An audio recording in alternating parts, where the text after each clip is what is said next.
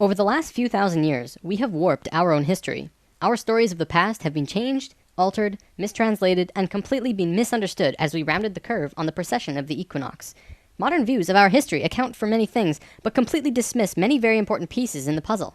For example, the pyramids of Giza. There is no modern theory that accounts for how these could have been made. Individually, each block cannot be pulled even with 50 men pulling it, let alone drag it for hundreds of miles and then stack them on top of each other 450 feet in the air, in such a precise way that even modern technology can't achieve. Not to mention having it lined up precisely with both Orion's belt, a golden mean, and Fibonacci spiral, and be a primary nodal point of every sacred site on the planet.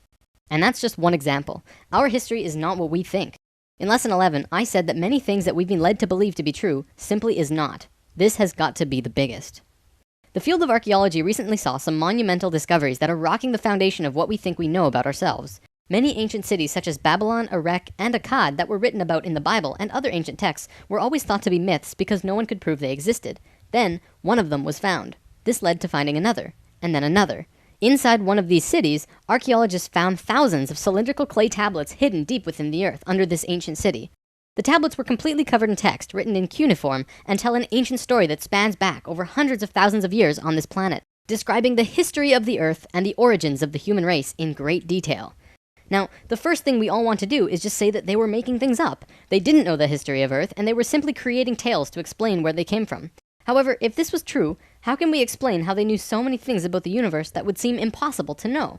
Not only did the Dogons know all about the distant planets in the solar system, but so did the Sumerians. They described them all in great detail in these Sumerian records. They also knew about the precession of the equinox. That's a tough one for a historian to understand, because it takes over 2,000 years of continuous observation to actually learn that the Earth has a wobble. The Sumerians had this information from day one of their civilization.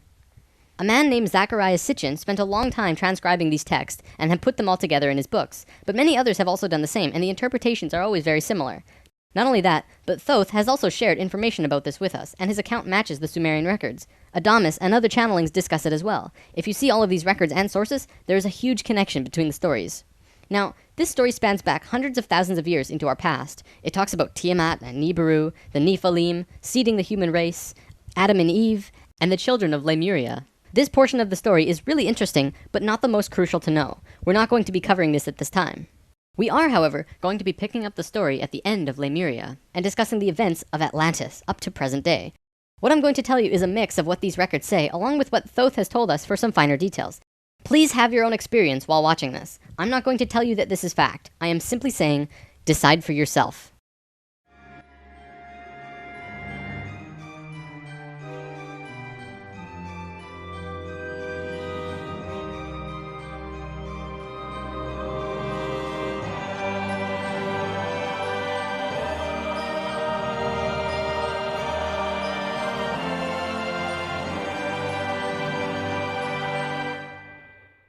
There was a time, long ago, when humans existed at a very high level of consciousness. We were intradimensional and were very psychic. We communicated through thought and emotion, much like how animals do rather than speaking or writing, which would seem very primitive. We lived primarily on a large string of islands called Lemuria, but there was a consciousness shift. We moved up in consciousness and the islands of Lemuria sank beneath the oceans. At the time of this shift, a new continent rose out of the waters. We called it Atlantis. Back in the early 1900s, the spiritual path of the United States was similar to what's happening today. People began to learn about meditation and study ancient lands like Atlantis and Lemuria. We actually found quite a bit of evidence that Lemuria existed, and it had to do with coral. See, the ocean floor does rise and fall. Coral can exist up to 150 feet under the surface of the water. In 1910, the surface of the ocean was probably higher because they were able to see coral rings heading away from Easter Islands for a great distance. These rings were estimated to be found at 1,800 feet, which means that for them to have existed, they would have had to be much higher and sunk slowly. Probably more important, they also found the exact same fauna and flora from the Hawaiian Islands all the way to the Easter Islands. This is a great distance, but if you look at a map, you'll see a long string. That string, according to Thoth, used to run along the western shores of Lemuria. It is only on these islands that have the same flora and fauna. Same trees, bugs, bacteria, everything. Science can only explain this if there were closer land bridges between these islands at one point. Although we were studying this at that time, World War I began soon after, and we lost interest in spirituality and the ancient lands for a very long time. After the sinking of Lemuria and the rising of Atlantis, at first the human race became scattered. We moved to various islands and continents all over the world because we didn't have a home yet. We didn't know where to go. At that time, there were about 1,000 humans at a very high consciousness, more than all of the rest. They were called the Nacals. Today, we know them as Ascended Masters. The Nacals began preparing Atlantis to be our new home. They projected their energies across the surface of the continent in the form of the Tree of Life, not with 10 circles, but with 12, an extra on top on the island of Udal, and an extra on the bottom in the water. There were 10 components on the mainland, and even though it extended over hundreds of miles on the surface, it was projected to the accuracy of a single atom. We chose to move to Atlantis because of the Kundalini. In humans, the Kundalini is often referred to as the energy serpent that runs up and down your spine. When activated, it provides an immense amount of energy through all of the chakras. The Earth itself also has a Kundalini because the Earth is alive, like an organism, running from the center of the planet to a specific place on the surface. Wherever the Kundalini resides, the people there become the spiritual leaders of the world. The Earth chose Atlantis to be the new energetic center of the planet.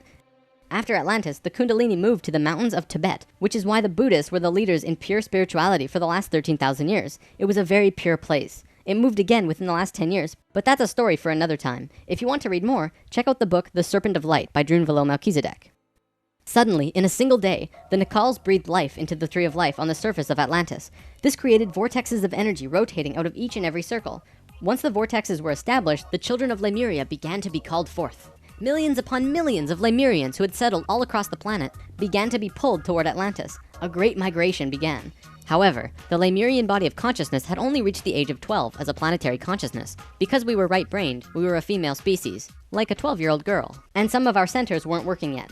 They had worked with these energies, but only mastered 8 of the 10. Each migrating Lemurian was attracted to one of these 8 centers on Atlantis, depending on the nature of the individual. There, they settled and began to build cities. That left 2 vortexes with nobody using them, not a single person. These 2 vortexes were pulling life toward them, and in life, you can't have an empty place. Life will find a way to fill it. Similar to if you were driving along a freeway, following another car, and you drop too far behind, someone will fill the place. That's exactly what happened on Atlantis.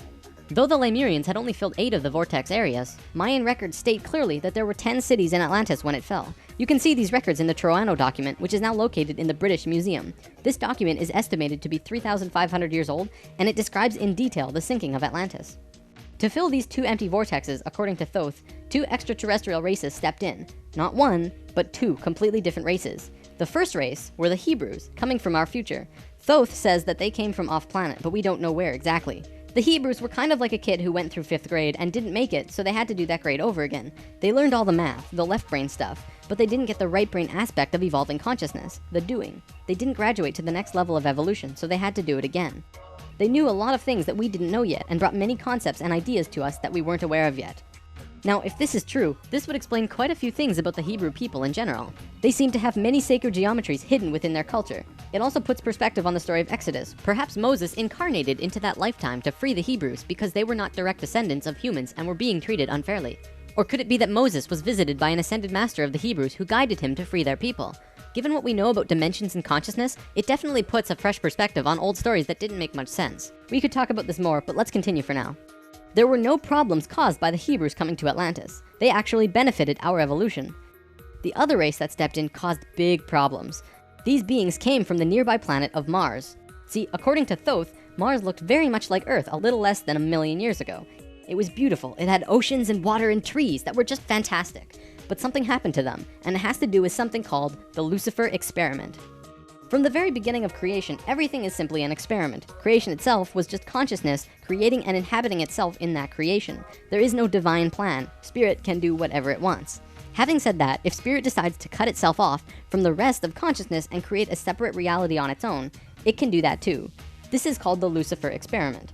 Because Spirit is God, it can do this. There is nothing wrong with that. We've kind of been led to believe that Lucifer is evil and the devil. This just isn't true. Lucifer is just another means of perceiving the reality.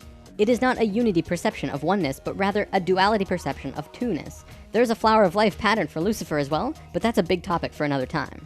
Anytime the Lucifer experiment has been attempted in the universe, it always ends in failure. The species will cut itself off from love and will become incredibly male, left-brained. What always ends up happening is that everyone becomes very greedy. There is no compassion for one another, and everyone ends up fighting until they end up killing themselves. More than 1 million years ago, the beings on Mars joined the Lucifer experiment, and it failed dramatically. Basically, they cut themselves off from the unity of the universe and created a separate reality. When the Martians severed the love bond, they became pure male, logical beings with no emotions. What happened on Mars was that they ended up fighting. Mars became a battleground. Eventually, it became clear that Mars was not going to survive. They blew their atmosphere away and destroyed the surface of the planet. Nova recently did an episode on planetary magnetics, and they found some interesting things about Mars. The planet didn't have a magnetic system, however the surface was magnetized, implying that at one point it did, but that something happened. Let's move on for now, but I'll link to this Nova special in the comments. Now, we've been discussing the star tetrahedron before, and now I want to give you a brief understanding of the Merkaba. The Merkaba was known in ancient times as the Chariot of Ascension. It is the star tetrahedral energy field around the body. All around the world, there are references to this in ancient texts. When activated to its full potential, the Merkaba, which is both a tool and part of your being, can be used to do the impossible, included but not limited to changing dimensions and traveling through the universe. Before Mars was destroyed, they built huge tetrahedral pyramids, which we've discussed in lesson 10. They built 3, 4, and 5-sided pyramids, eventually building a complex that was able to build a synthetic Merkaba. Remember in lesson 10, I showed you that complex on Mars depicting a star tetrahedron inside of a sphere? That was the remnants of a complex that created the Merkaba. After 1 million years or so, it's been eroded, but the proof is there. Now, because the Martians were severed from the Unity consciousness, they couldn't create a living Merkaba. They simply used it as a tool. They created a synthetic Merkaba to travel in time and find a new home. A small group of Martians tried to get away from Mars before it was destroyed, and that place they found was Earth. About 65,000 years in our past.